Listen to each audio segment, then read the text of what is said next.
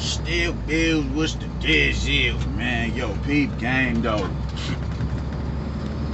I keep making a video about this particular subject,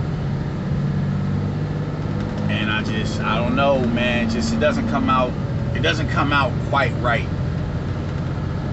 Maybe I need to start, I don't know, making notes or whatever, or talking points that I want to speak on.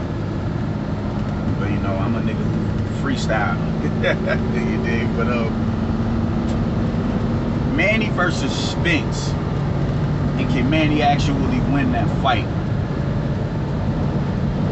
I feel like I think with for one, Manny getting reinstated to champion, I think that shit should most definitely happen. Ugas hasn't had a fight with that belt since he was emailed the belt. Manny Pacquiao, you know, this is a legacy defining fight for Manny Pacquiao even after the Floyd fight. So, and he was a champion. They took his belt because he was in recess or whatever, man. And Ugas never made use of it. So shit, he's no longer in recess. Get that man his title back, reinstate him, man. So I think that shit is, you know, dope. They did the right move with that. Now, can Manny win the fight is the question. I think he has a lot more tools at his disposal than Errol Spence, even at an accelerated age. You dig what I'm saying? Like, I think, you know, with Errol, I think what Errol would need to do is to, you know, just dominate him at, you know, at distance, at range. He cannot allow Manny to get in close and do what he do. He has to work. I think the way he worked that jab with Danny Garcia, I think he needs to. I think he needs to really exacerbate his workload with the jab. So you shouldn't be throwing more than 4 jabs at a time, or you should not ever be throwing more than 4 jabs at a time. You wanted to go. I think with Errol, that man needs to keep Manny busy defensively and at a distance to where he cannot even. If he steps in, he's still at mid-range. That's as far as Errol needs to be away from Manny Pacquiao. Really, really work the jab. Really, really work the jab. Really, really work the jab and stab the left hand to the body. And just start to break Manny down from that way. All straight punches. No rounds. No hooks.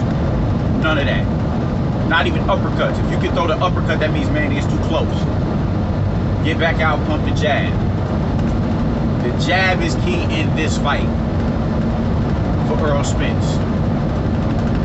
Like, you need to be pumping the jab and having Manny to the point where the earmuffs is on and he can't get off offensively because he's working defensively. He's moving his upper body. That's what I need. Because that, you know, that's what Errol Spence is at his best anyway, when he's in a position to work off the jab. When he's working the jab, that's when he's at his best. About mid to long, maybe mid distance is his best. I think that's where he really does damage at around mid distance. But he needs to be completely out of range for Manny Pacquiao. Completely out of range. So that's what I would say with Errol Spence, man. You really need to really be honing in on the jab. I would take an entire round on the mitts, 2 or 3 rounds on the mitts, and just dedicate it to the jab. Because how Sean Porter had you looking once he was able to come, you know, get in on the inside. You know, Manny isn't gonna, you know, he isn't gonna work you like that. You know, Sean is a little bit more aggressive and, you know, brolic than Manny. So Sean was able to get in on the inside and spin you and turn you and all that. You know, spin. His back is against the rope. Spin you and put your back on the ropes and go to work. That's not in Manny's repertoire. He's not gonna be able to do that with you. But he's just, you know, his feet is more educated than Sean Porter. So I think what you really need to hone in on the jab. jab that man's head off of his shoulders. Even if you're not hitting him, as long as you touch, as long as you're making contact with the glove and it's forcing him to stay on defense, there you have it. You dig? That's what you need to be doing. And jabbing downstairs and throwing the left hand to the body. Switch it up. Jab upstairs, jab downstairs. Jab upstairs, left straight to the body. Neither one of you have the advantage as far as the southpaw goes this fight, due to the fact that both of y'all are southpaws. So yeah, I think that's what Spence would need to do to win this fight. I think what Manny needs to do is work his angles like usual, man. I think you know, counter his jab. Counter his jab.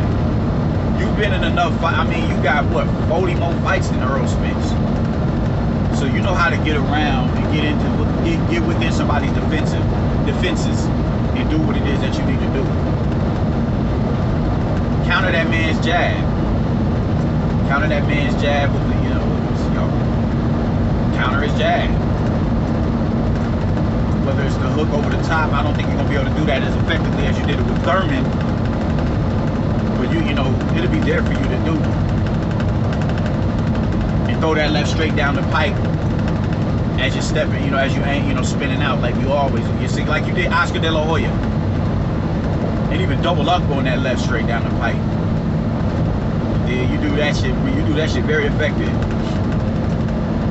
You dig? I think with you need to get Errol Spence to the point where he's ready to overly commit to stepping in. Get him to a point where he's, you know, he's getting hit a little too flush on the outside, so he's about to step in into the fight. You know what I'm saying? Into the danger zone. That's when you are going to be at your best. When you ain't got to go through hell and high water to find him. He's stepping into you. So you have that, and I think your double jab too. That shit really needs to be. You need to, you know, use that like you normally do as a rangefinder. You dig? And when you get in, when you throw your combinations, your 5 and 6, 7 punch combinations, I need 2 or 3 of them shots downstairs to the body. And I need rapid in and out movement. I need high work rate from you in spurts though. In spurts, because you gassed out later on down the stretch with Thurman. I need it in spurts with you. I need it in spurts with you. So I'm talking about just in spurts in, like, you know, a round, do 2 rounds, and then kind of, you know, build that lead up. Build that lead up. Build that lead up. High work rate. And take the next, not necessarily take the next 2 rounds off, but you dig, he's flustered with you. So he's either apprehensive on, you know what I'm saying, pulling the trigger, or he's just that much, he's overtly anxious to stepping in to make up for the exchanges that he lost in. And you go to work when he gets in the inside. When he's in the inside, you dig, don't tussle him, don't split, no, man, just pity-pat him and set up the hard shots and spin out. It's more, you have more tools in your arsenal to beat Errol Spence. You do. You're the better counter puncher. You're the better combination puncher. You're the faster puncher. You have the better feet. Slightly better defense. Nah, better defense. You dig? I don't see you too much coming in low like Sean Porter did. I don't too much see that. I don't too much see that. Sean Porter isn't the puncher that you are, so you know you can punch with Errol Spence, and I think your punching power is going to gain his respect. Gonna gain his respect. Sean Porter had to work because he's not known as a puncher. You're a puncher. He's proving you're a puncher. You can step in, but you can step in behind a jab and go to work, and he's gonna back up. But you really need to be working those angles, man. You really need to be working those angles. When you step, you need to be spinning that man off of the jab, and even when you step in, punch angle out, punch angle, like how you did Thurman in the middle rounds. Just like that. I need you working like that for the, you know, at least 2 or 3, you know, 2 rounds at a time. Then step out, take the next couple of rounds off, maybe the next round off. Take that round off. you have more tools in your toolbox to deal with a cat like Errol Spence. However, with that being said and done, I do have to edge Errol Spence in this fight, man. I just I can't too much look past Errol Spence's his youth, and he solidified himself as the HNIC in the division, man. He's in his prime, man. He's in his prime. He's in his prime, and even after the car accident, that was the best I've ever seen Errol Spence. From a boxing standpoint, with high caliber competition. I mean, people can say what they want to say about Mikey Garcia, but Mikey did not belong in the ring with Errol Spence. He didn't. His first fight in the division, you fight one of the top 3 fighters in the division without acclimating yourself into the division. Nah, homie, you didn't belong up there. So Errol Spence was able to do what it is that he wanted to do. And because of that, he gets the praise as just this incredible boxer who can, you know, set traps and everything. That's just not necessarily his game.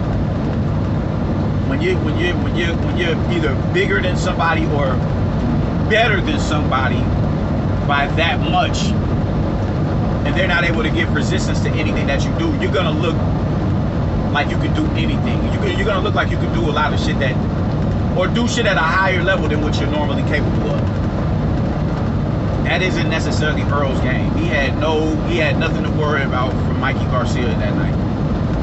With Danny Garcia, how he worked off of the jab,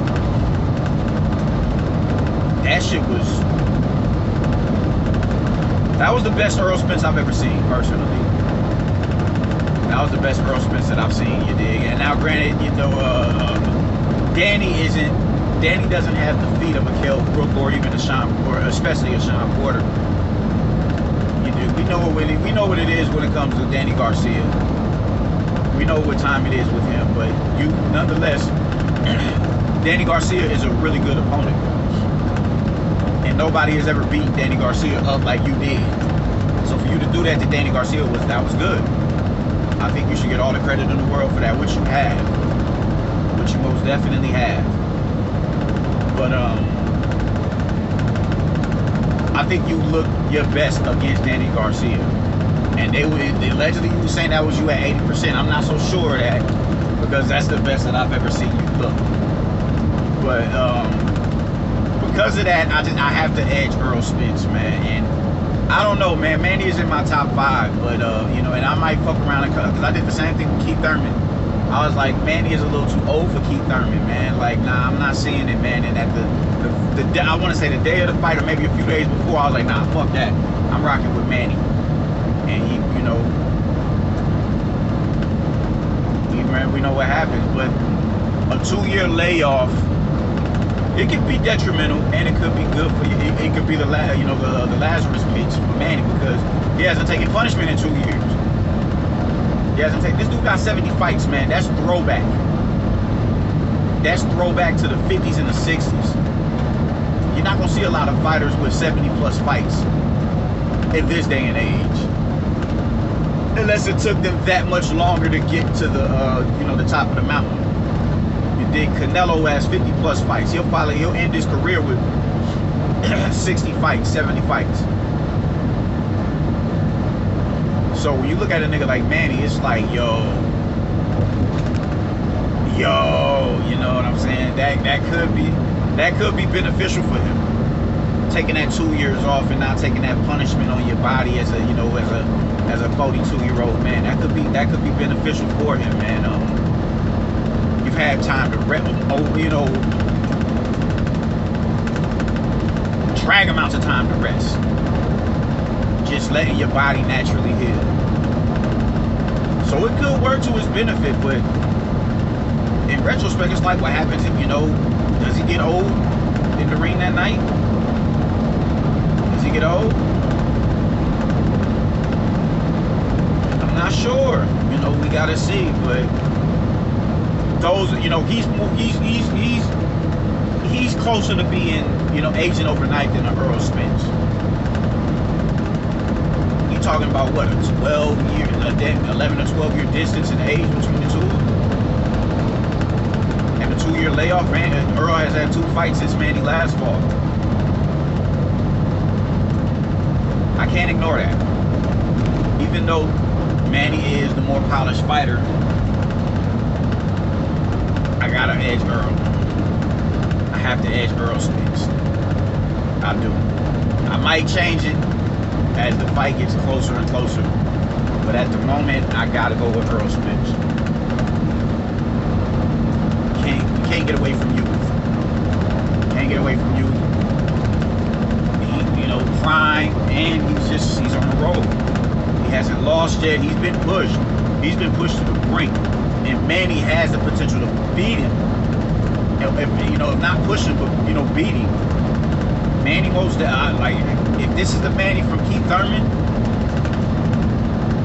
Manny could pull a rabbit. It's very much likely that, and there's people who are picking Manny to win. As much as I want to pick Manny, I can't do it. But I could be wrong. I could be wrong. And I think Errol wants Undisputed a little bit more than Manny. Manny wants the legacy.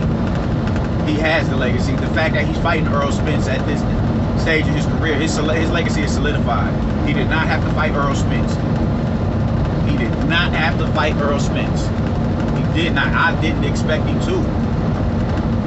But that's a testament of the warrior class in Manny Pacquiao.